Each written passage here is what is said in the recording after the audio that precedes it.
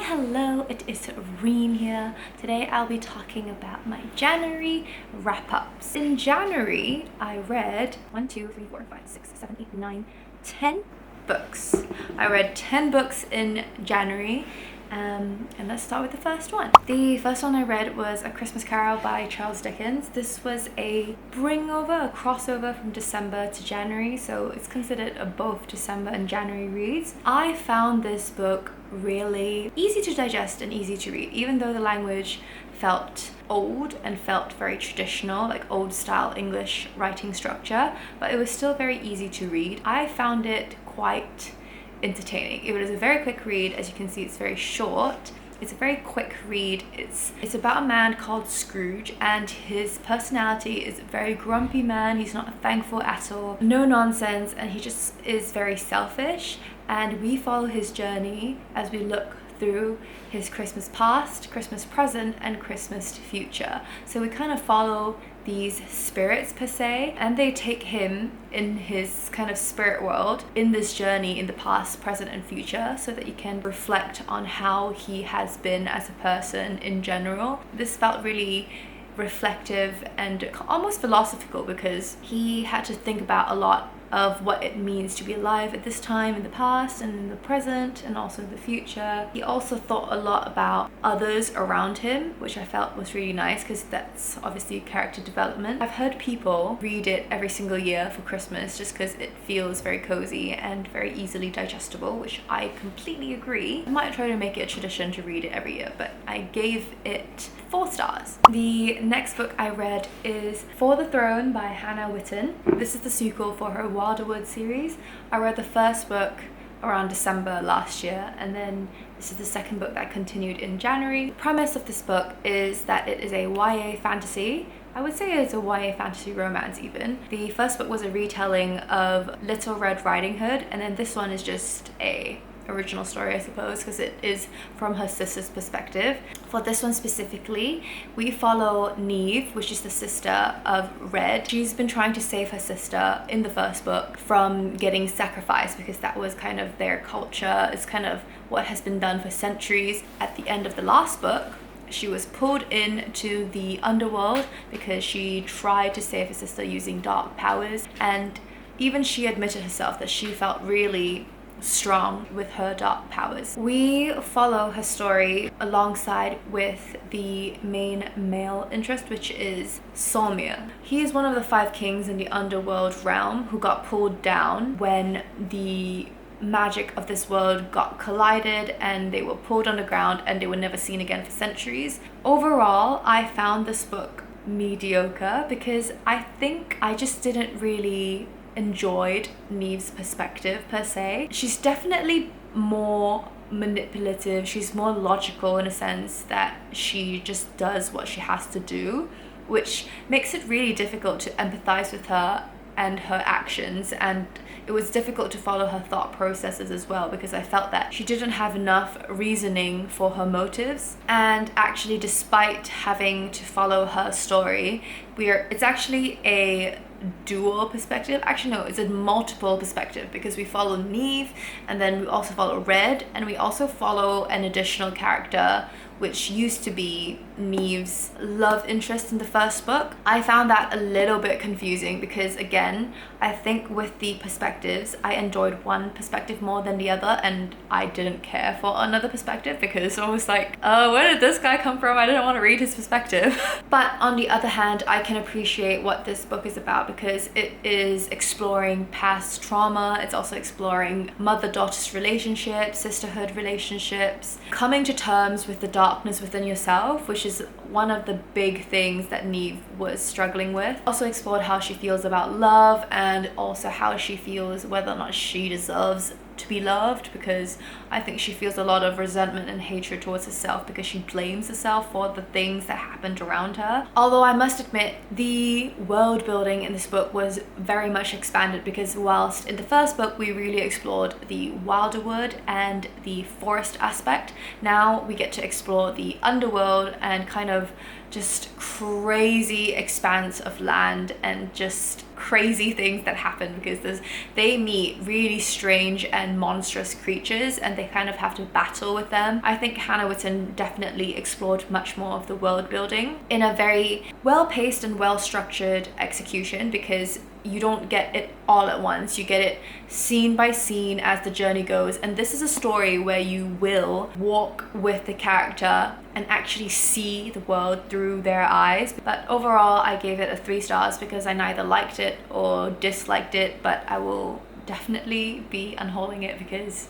I've read it. I don't really want to keep it, but that is for the throne. The next book I read was Little Fire by Hollee Mands, and I must admit, I think this is one of the best romance that I've ever read so far. Funnily enough, I was actually recommended this book through Elizabeth Wheatley's YouTube shorts, because she was like, I don't particularly like soft heroines, but I really enjoyed this book, and I was very interested to see how it goes, and I must admit that I thoroughly enjoyed this journey. The premise of this book is that we follow Evangeline, who is a apothecarist with her mother. She stays with her mother in the village of Arns. She is actually adopted because her mother found her in like a drain, I believe, and decided to adopt this young girl when she was found around 10 years old. In this world, there are gods, there are mages, there are also like fae. We call them the unseelie and seelie. So the unseelie are more like the darker faes, and then the seelie are the kinder light enlightened fae. So they're kind of like the good and bad fae. In this world, there are 8 archmages, which are basically the rulers of the world who rule different territories in this world. Evangeline, and she is at this point suffering from a lot of trauma, a lot of nightmares that she cannot pinpoint by herself. So at the beginning of the novel, she is really determined to get to the bottom of why she has these traumatic nightmares haunts her for the longest time. That's the beginning of the book. However, because there are unseelie chaos and riots throughout the entire territory, our main love interest, Declan, found that there is going to be one taking place in the village of Arns where Evangeline is located. I found this book really well structured and executed because, number one, pacing I felt was really well. It was a kind of follow along journey as well, but we didn't stay in that journey for very long. It was well executed and well structured in a sense that world building was fed to you little by little, and then there's also really good character development because throughout the entirety of the book they get to grow as characters and they actually communicate, thank goodness, because I think that's a lot of what I find as a problem in romances these days. They have this kind of like third act conflict just because they didn't communicate on this one single thing, and if they did, they would have just solved it, which I don't really find believable, which is why that really irks me. The third thing is that I think the world building and the atmosphere was really well thought out as well. We start off the book with a prologue. We actually have a little map. I always appreciate fantasy books when they have a map so that I can just flip back and forth and see where the cast of characters are traveling, which I really appreciated as well. I definitely think it is very much a character-driven story, so if you prefer a more character-driven story, and trust me, there's still quite a big overarching plot and it's still quite high stakes as well, but if you prefer character-driven stories, I definitely recommend this one. The next book I read is of Jade and Dragons by Chen. This book is about a young girl called Aihui Ying. This is a YA silk punk. I apparently just found out what that term means. It just basically means Asian inspired sci-fi. I was like, oh, okay. This is a debut novel for Chen, and we follow Aihui Ying, where she is always been very eccentric and she has never kind of followed the rules of what it meant to be a gentlewomanly young woman, so which kind of puts her as kind of the odd one out. She has always been very experimental and very scientific because she really wanted to follow in her father's footsteps. Her father is one of a famous engineer in this famous association called Engineers Guild. So we follow the first few pages Ying's experiment where she tries to fly an experimental kite. However, when she tries to tell the happy news to her father when she gets home, she finds out that her father has been murdered right in front of her eyes. We follow her story of revenge and trying to infiltrate the Engineers Guild to find out why her father was killed, because this is kind of a revenge-based plotline, and we follow the story from there. As we follow her journey, we also meet a young prince who is called Yang, and he helps her by bringing her straight into the Engineers Guild. Yang sponsors Ying so that she can enter the Engineers Guild's competition. She not only gets to infiltrate and kind of find clues as to why her father was murdered, but also she's always been having this dream to enter the Engineers Guild. However, she needs to have a disguise where she is dressed as male instead of female. Overall, I found this also really easy to read because it's YA. Another thing is that I think the writing felt a little bit distant, because I think it might have been due to the way that sentences are structured, or maybe the way it's described. It felt like we just brushed the surface of Ying's thoughts. It didn't feel too deeply explored, in my opinion. I felt that perhaps it could have been explored deeper. I think, example, in terms of like her dad's murder, she only briefly thought about it every now and then. In actuality, that is the whole reason why she infiltrated the Engineers Guild in the first place. So I just felt that it would have been more of a central theme throughout the entire book, whereas more of a central theme was the fact that she has to pass through these certain exams so that she can prove to herself, prove to Yang, and also find out what is going on with her dad. Her dad has never really talked about his time in the Engineers Guild, so she has always been very curious about how was his life there. Although I must say that there are a bit of inconsistencies within the book. So say for example, like the plot, I felt like forked in a way. So in one part, 1/3 of the book, it focused on this part. The other 1/3 of the book focused on this plot, and then the last third of the book focused back on the first plot, so it wasn't evenly executed throughout the entire book. Also, regarding the world building and the relationship development between the female main character and then the male main character, I just felt that their dynamic didn't felt believable enough for me. Although I must say, I think it might be because that this is a single perspective.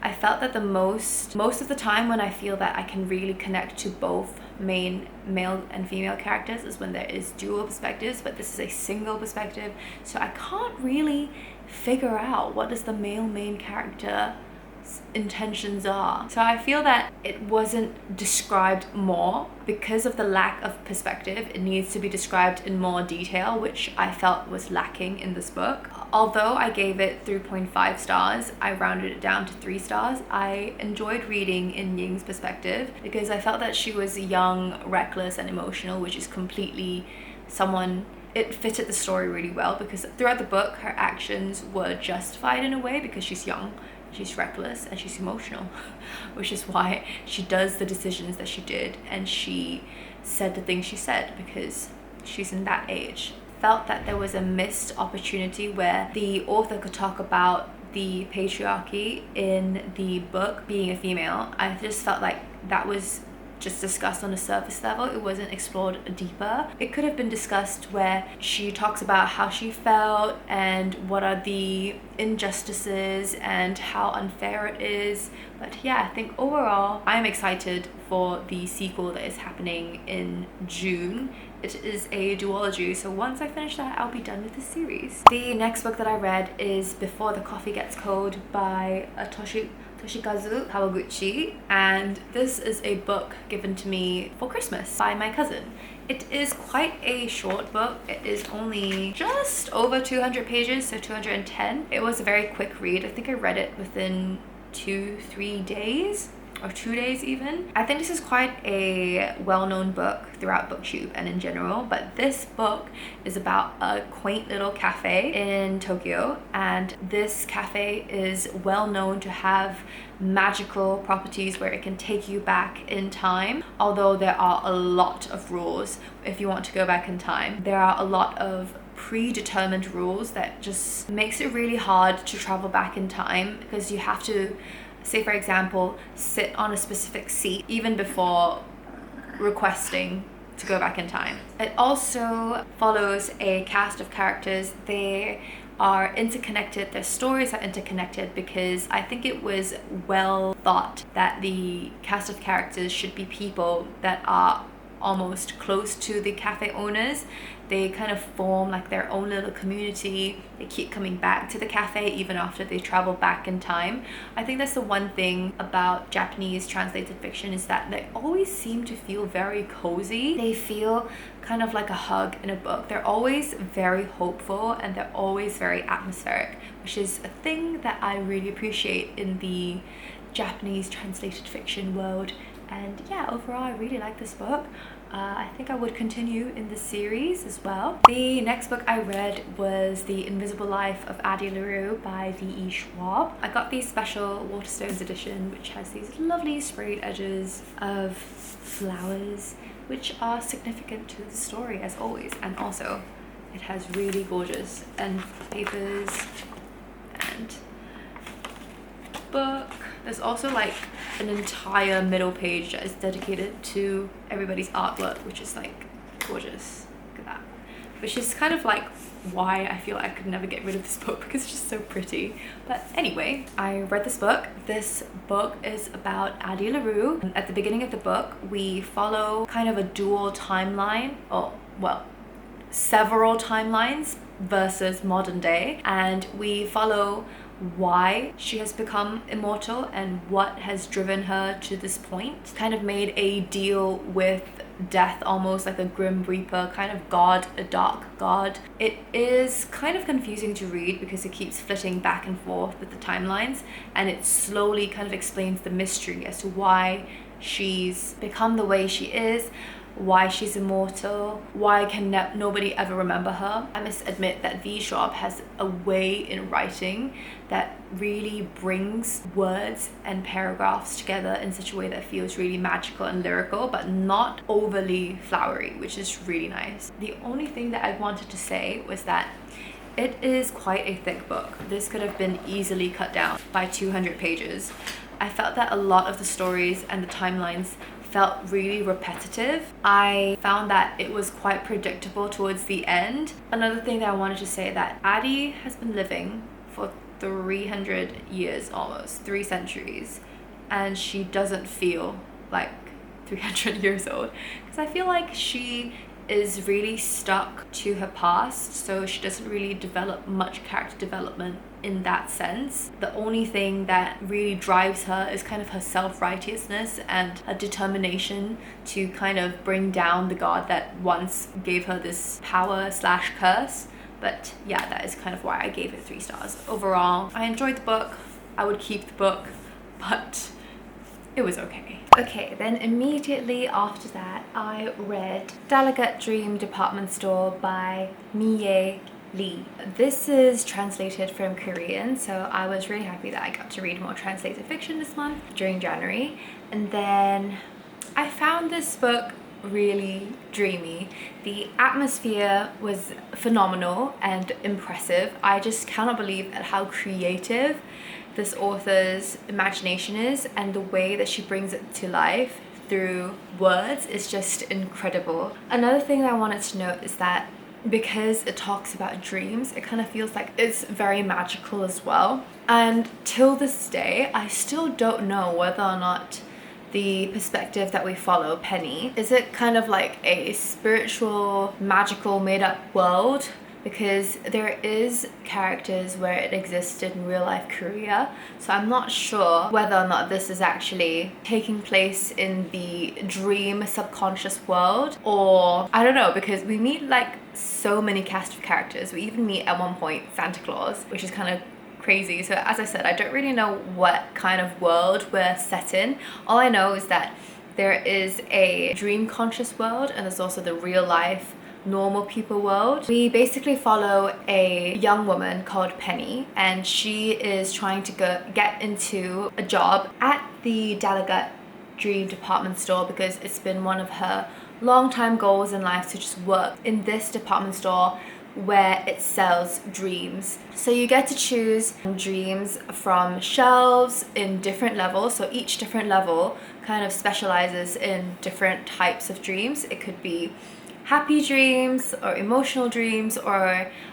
dreams to look in your past. There is also a section of dreams where it talks about dreams that are from people who know that they are going to leave this world soon and they want to pre-make a dream or pre-order a dream for their future loved ones to dream about, which is really so interesting. I'm just so amazed at this author's imagination, and the world that she creates is just, this is what fiction is about, like peak fiction. It's just so creative, it's so imaginative, it's just wonderful. I would 100% recommend it to anyone who likes a cozy, I would say it's a fantasy, almost magical realism in a way as well. It's very low stake, it's very cozy and very hopeful. It also poses a lot of questions about why we dream and what are the uses of dream and why we need it. It's just fantastic. I felt like there's almost no plot holes. The author really thought everything out. It's just a lovely book. I gave it 5 out of 5 stars. The next book I read is called The Horde of the King of Shadow. So I'm not gonna put the, okay, I will put the cover on, but I'm not gonna put it on for the longest time because it just feels so embarrassed. Whenever romantic fantasy books have like these half naked men, I'm just a bit like, oh, I just get like a bit of cringe. The premise of this book is that there are kingdoms at war, and in order to bridge these kingdoms, we follow the main character called Clara. Is an abandoned princess of a sort, and she has this love for books, which is why she just secludes herself in the library, in their castle library. The reason why she's always in this library is because she wants to try to find answers as to why she has these strange dreams that plague her entire life about this specific dragon. She doesn't understand why she dreams about this weird dragon. That's where we begin, and then the main male interest is called Sarkin, which is kind of the king of Horde. Their horde is basically like their territory, their kind of group of people. He is trying to find these special stones called heart stones.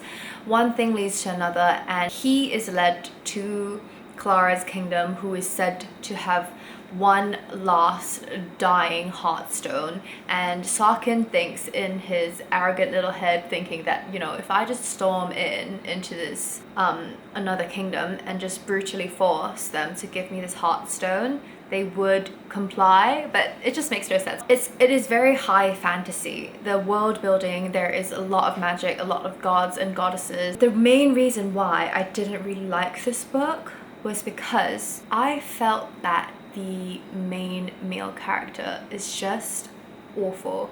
I don't know why is he so mean to the female main character. Especially after reading Little Fire, I was just wanting to find a nice, soft, gentle-spoken female main character who is genteel but also strong in her own way, but it doesn't have to be physical. I do love me those kind of stories, but at that given time I wanted like a soft heroine and a strong, powerful hero. Personality of the main male character is just terrible. He does so many things, like really mean things to the main female character, that I was just appalled. Because there was this one scene where he was trying to teach the main female character to try to ride a dragon, and then, you know, when you ride a dragon you kind of get really sore in the thighs because their scales are just very tough. He was trying to teach her how to ride a dragon because in order to be the Horde King's queen, you need to learn how to ride a dragon. And in order to be a dragon rider, you just have to kind of break into your dragon's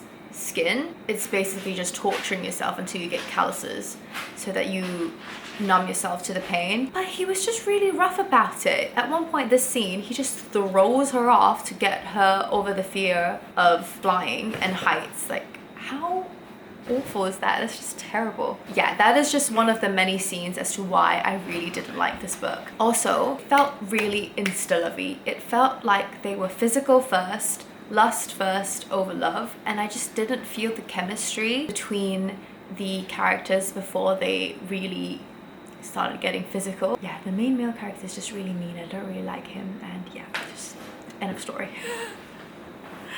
Oh, I didn't even write a review because I was so angry. Next book that I read is Sinner's Isle by Angela Montoya.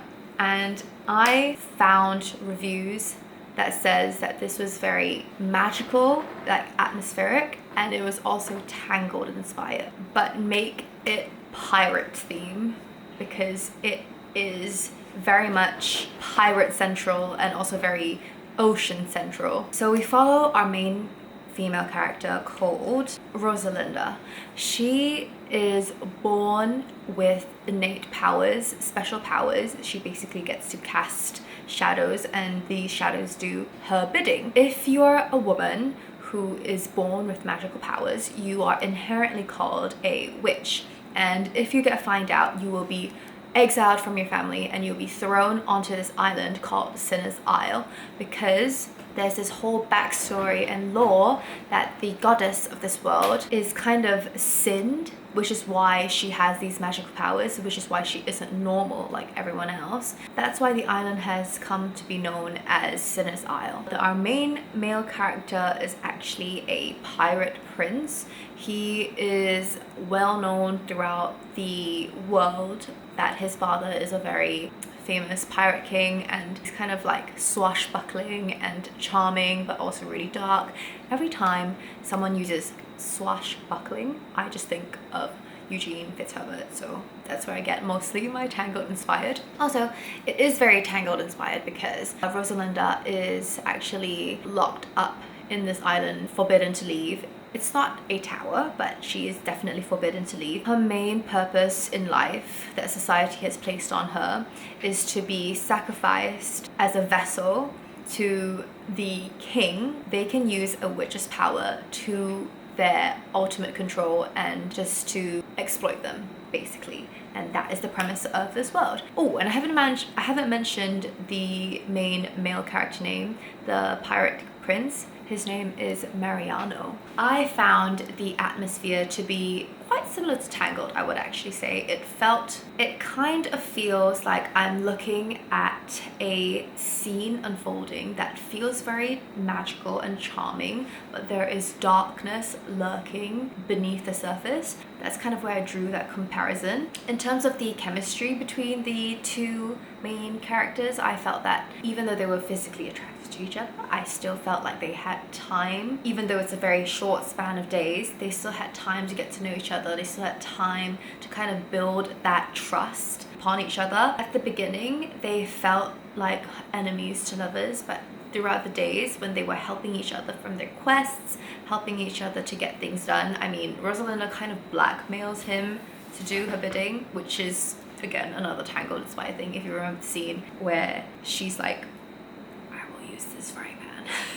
That's another thing that I really liked about this book as well, is because I kind of feel and understand that they are two different people that are getting to know each other, but they kind of feel this connection and they really wanted to help each other. Another thing that I would like to mention is that this is dual perspective, which I was really thankful again, because I think I found that if I don't have that dual perspective, I found that the descriptions of the main male character lacks a lot, and I think I need this dual perspective to kind of understand the motives and the thinking of the main male character a lot. Yeah, overall I gave this book a 4 out of 5 stars. The only reason why I didn't give it full 5 out of 5 stars was because this read really YA. I don't know why is it considered, I think it's considered adult. Oh yeah, okay, so it's considered young adult, but there was a scene where I felt like there was a lot of use of the witches' bodies because they wanted to use the women to pleasure whoever the king's ministers and men are. I don't know if that's really appropriate for YA, but that's kind of why I thought it would have been more new adult, although there was no explicit spicy scenes. I also felt like a lot of the topics, like example grief, the death of a parent, trauma, and kind of emotional abuse has just been brushed over. I just felt like it should have been discussed more deeply and explored more deeply. I kind of felt like it was a missed opportunity again. I think it would have shed a lot more light on the character's development and the character's backstory. But yeah, that's the only reason why I didn't give it 5 out of 5 stars. And then last but not least, the book that I read last in January is The 100 Secret Senses by Amy Tan. This was a interesting read. It was conflicting, but also really interesting. We follow Olivia, who is half American and half Chinese.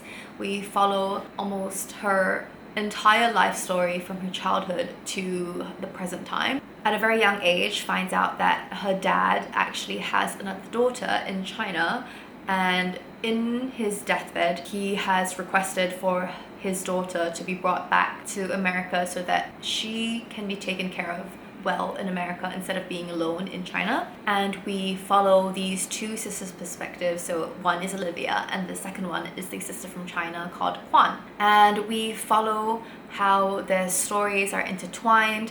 It connects intergenerational folklore, culture, trauma, and also explores a lot about mother and daughter relationships.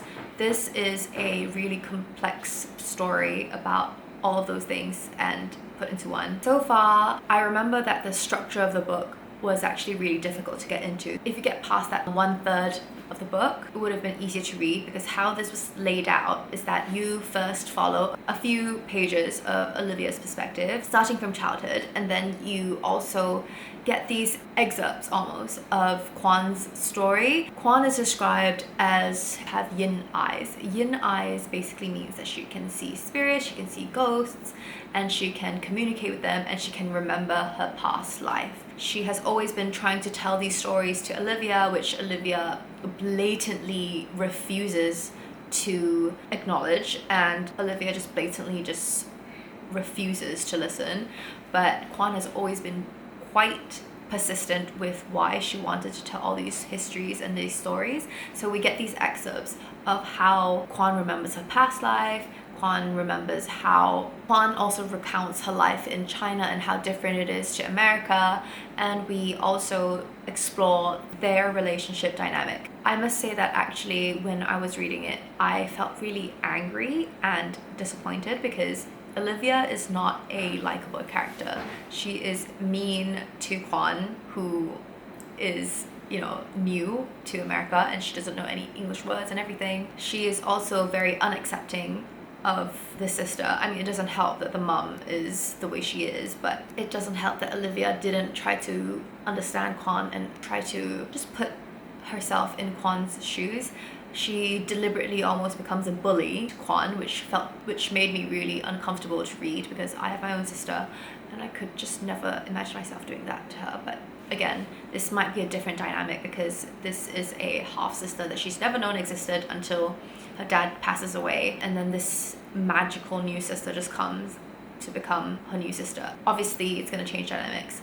Obviously, if you do not have a emotionally regulated parent, which her mum doesn't, you would have issues. But yeah, it just still made me really uncomfortable. After I got past that 1/3 of the book, I think I got the hang of the structure more. It didn't feel as bizarre, it didn't feel as interrupting as when I first read it. So towards the end, I understood why it had to be done in that way. And it also felt like really fitting for Quan's character, because she felt really persistent, very almost bossy in a way, because she's also very cleverly manipulative. I wouldn't say that she is manipulative in a mean way, it's just that she's very clever at trying to persuade you in doing the things that she wants. Overall, I didn't expect myself to tear up at the end, and ever since completing the book, I still wonder at that crazy plot twist towards the end, because I didn't expect that to happen. On some days, I still feel like I think about this book more